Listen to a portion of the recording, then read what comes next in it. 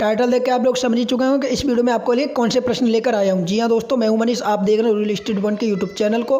और इस क्लास में मैं आपके लिए लेकर आया हूँ सिलेक्टेड उन क्वेश्चनों को जो एग्जाम के लिहाज से बहुत ही महत्वपूर्ण है। 2019 और 2020 में जितने भी एग्जाम होंगे यहाँ से 4 से 5 प्रश्न आने की पूरी संभावना रहती है, क्योंकि पिछले एग्जामों में हमारे वीडियो से कई सारे क्वेश्चन फंसे थे। आइए पहले प्रश्न की तरफ बढ़ते हैं। पहला प्रश्न हमारा किस प्रकार है, राज्य के मुख्यमंत्री तथा अन्य मंत्रियों की नियुक्ति कौन करता है। तो यहाँ पर जो राज्य के मुख्यमंत्री और अन्य मंत्रियों की नियुक्ति राज्यपाल करता है। अगला क्वेश्चन हमारा, दयानंद सरस्वती का पूरा नाम क्या था या मूल नाम क्या था।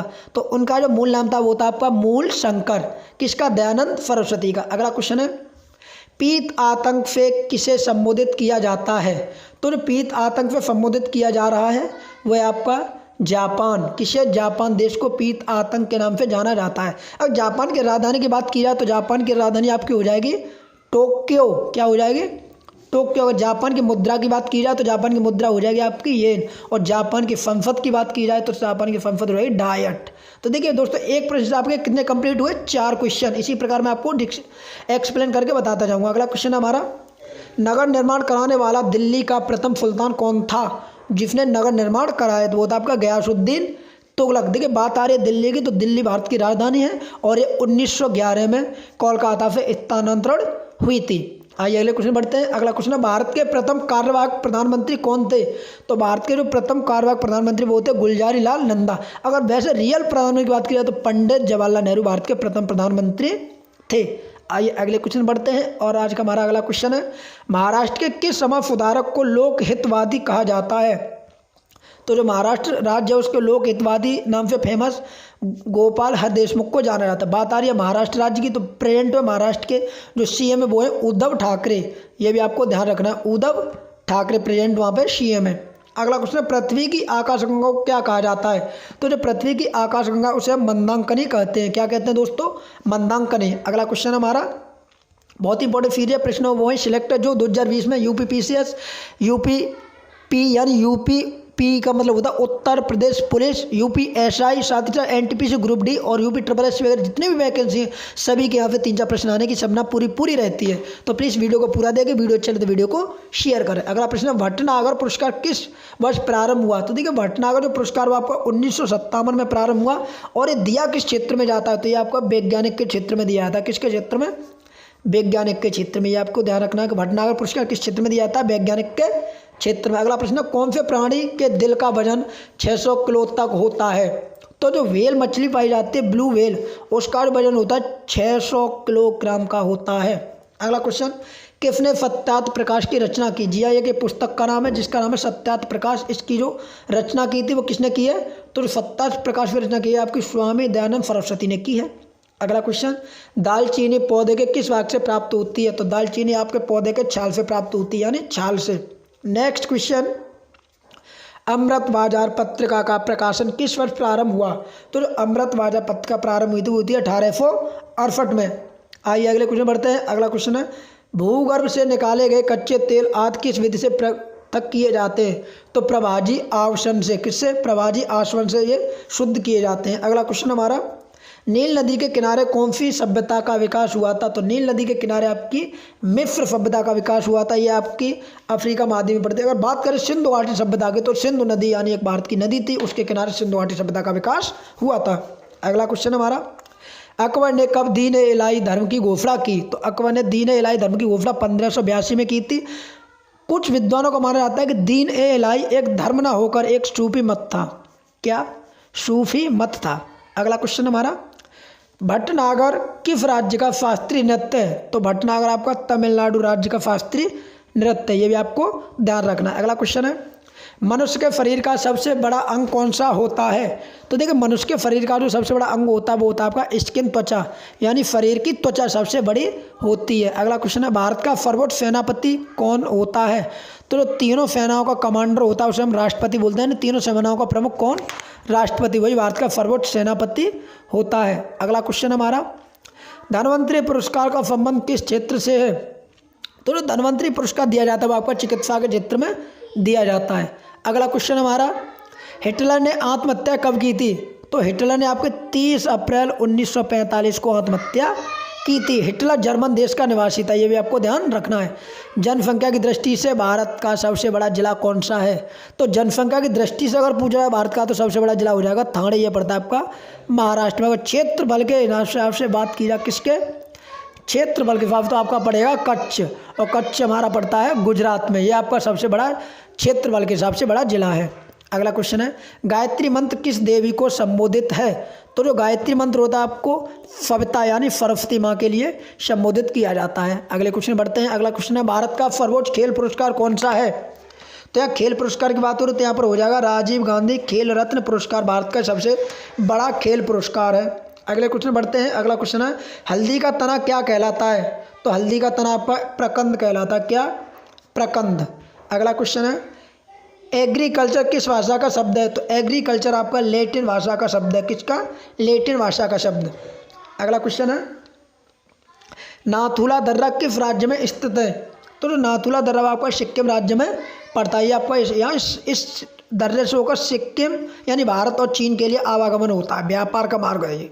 अगला क्वेश्चन है हमारा, किस संविधान संशोधन द्वारा 6 से 14 वर्ष की आयु के बच्चों के लिए शिक्षा को मौलिक अधिकार बनाया गया?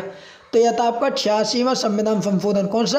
86वां संविधान संशोधन। 6 से 14 वर्ष के बच्चों को निःशुल्क शिक्षा का मौलिक अधिकार प्रदान किया गया। अगला क्वेश्चन, किस मौलिक अधिकार को 44वें संविधान संशोधन द्वारा हटा दिया गया? वो था आपका संपत्ति का अधिकार। कितना? संपत्ति का अधिकार। हमारे संविधान में 7 मूल अधिकार हैं। कितने थे? 7 मूल अधिकार, जिनमें से अब 6 मूल अधिकार बचे हैं। एक संपत्ति का अधिकार कानूनी अधिकार बनकर रह गया है। अगला क्वेश्चन, 23.5 डिग्री उत्तरी अक्षांश रेखा क्या कहलाती है? तो 23.5 डिग्री उत्तरी अक्षांश रेखा आपकी कर्क रेखा कहलाती है, और कर्क रेखा भारत के 8 राज्यों से होकर गुजरती है। भी आपको ध्यान रखना है। कितने? भारत के 8 राज्यों से होकर गुजरती है। इस प्रकार ये निकल के जा रही है भारत की कर्क रेखा। अगला क्वेश्चन हमारा, सशस्त्र सेना झंडा दिवस कब मनाया जाता है? तो सशस्त्र सेना झंडा दिवस आपका 7 दिसंबर को मनाया जाता है। अगला क्वेश्चन, भारत पाक सीमा किस नाम से पुकारी जाती है? तो भारत पाक सीमा रेड क्लिक नाम से पुकारी जाती है। अगला क्वेश्चन है, भारत में एकमात्र सक्रिय ज्वालामुखी कहाँ है? तो भारत में एकमात्र सक्रिय ज्वालामुखी वो है आपका बैरन द्वीप पर, अंडमान निकोबार में। कहाँ पर? अंडमान निकोबार में। देखो ज्वालामुखी 3 प्रकार के होते हैं, ये आपको ध्यान रखना होगा। ज्वालामुखी कौन से? सक्रिय, सुषुप्त और शांत ज्वालामुखी।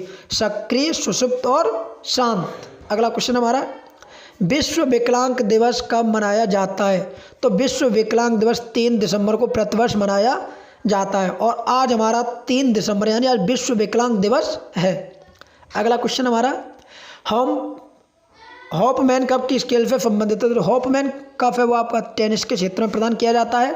अगला क्वेश्चन, भारत श्रीलंका के बीच कौन सी खाड़ी है? तो भारत श्रीलंका के बीच आपकी मन्नार खाड़ी पड़ती है। कौन सी खाड़ी? मन्नार खाड़ी। देखिए इस प्रकार हमारा मैप बना हुआ है, और ये हमारा श्रीलंका बना हुआ है सब समझने के लिए। तो ये वाली जो खाड़ी है आपकी मन्नार की खाड़ी पड़ती है यहाँ पर। ठीक है, अगले क्वेश्चन बढ़ते हैं। अगला क्वेश्चन है, अरावली पर्वतमाला की सबसे ऊंची चोटी कौन सी है? तो अरावली पर्वतमाला की सबसे ऊंची चोटी गुरु शिखर है, और ये राजस्थान राज्य में पड़ती है। कौन से में? राजस्थान राज्य। अरावली पर्वतमाला विश्व की सबसे प्राचीन पर्वतमाला कही जाती है, ये भी आपको ध्यान रखना है। अगला क्वेश्चन है, किस देश की समुद्री सीमा सबसे बड़ी है? अगर सबसे बड़ी समुद्री सीमा की बात की जाए तो वो कनाडा की है। कनाडा की राजधानी की बात की जाए तो कनाडा की राजधानी ओटावा। ये भी आपको ध्यान रखना, क्या है? ओटावा। तो ये थे दोस्तों हमारा बहुत ही इंपॉर्टेंट सीरीज चल रही है।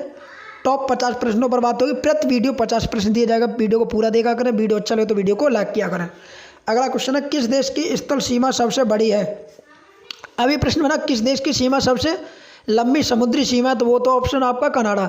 यहाँ पूछा किस देश की सीमा सबसे लंबी स्थलीय सीमा, तो हो जाएगा इसका राइट ऑप्शन चीन। और चीन आपका जनसंख्या के अकॉर्डिंग विश्व में प्रथम स्थान पर है। अगला क्वेश्चन हमारा, म्यांमार की मुद्रा कौन सी है? तो म्यांमार की मुद्रा की बात की जाती है यहाँ पर क्या तो हो जाएगी? म्यांमार की राजधानी की बात की जाए तो नेपीताप हो जाएगी। क्या? नेपीताप। तो म्यांमार की राजधानी नेपीताप, और मुद्रा यहाँ पर क्या? अगला क्वेश्चन है, मौसम संबंधित परिवर्तन वायुमंडल की किस परत में होती हैं? तो वायुमंडल के जो मंडल होता है उसमें सारी घटना पाई जाती हैं। देखिए वायुमंडल में 5 परत पाई जाती है इस प्रकार, 1 2 3 4 5।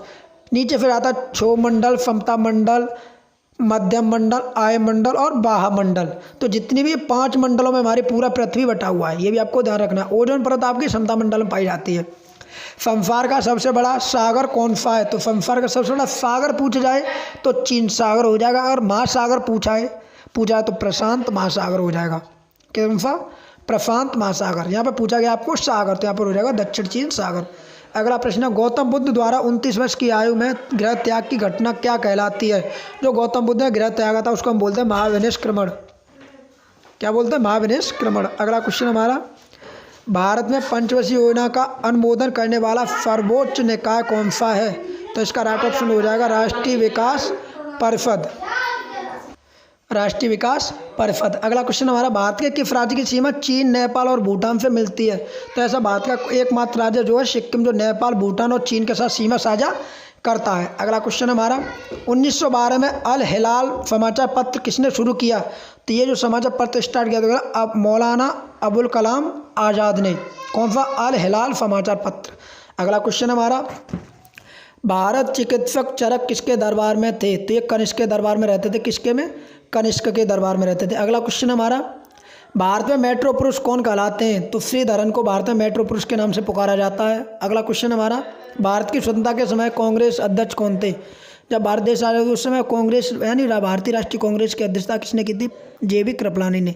तो ये थे आपके दोस्तों 50 प्रश्न। इसी प्रकार के आपको वीडियो प्रोवाइड की जाती रहेगी प्रतिदिन।